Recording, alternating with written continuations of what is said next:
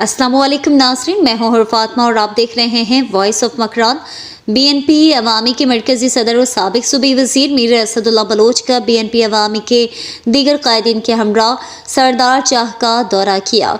इस मौके पर BNP अवामी के मरकज़ी रहनुमा कौमी असम्बली हल्का NA 258 के उम्मीदवार नूर अहमद बलोच, ज़िले ऑर्गेनाइज़र रहमदिल बलोच, मेयर पंजगुर शकील अहमद बलोच, साबिक ज़िले organiser Nisar Ahmed Baloch, deputy mayor Abdul Baqi Baloch, senior रहनुमा हाजी मोहम्मद यासीन अता महर और मोहम्मद आरिफ समेत बड़ी तादाद में कारकुनान भी साथ थे।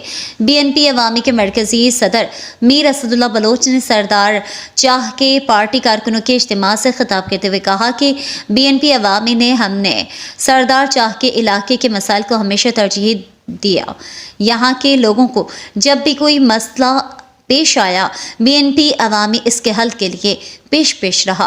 उन्होंने कहा कि सबसाब सरदार चाह के मकाम पर अरबों के इदारे कायम किए हैं, जिनमें यूनिवर्सिटी ऑफ मकरान, BRC और मंशियात के आदि अफराद का हॉस्पिटल शामिल है और कल को इन्हीं इदारों में सरदार चाह के लोग भर्ती होकर मुलाजमत करेंगे।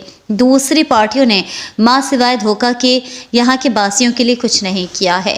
उन्होंने कहा कि जब हमने अमली तौर पर काम करके दिखाया है और आइंदा भी हमारा मंशूर है कि कोचा जात के इलाकों को तरजीह दें और इनके बुनियादी मसाइल हल करें।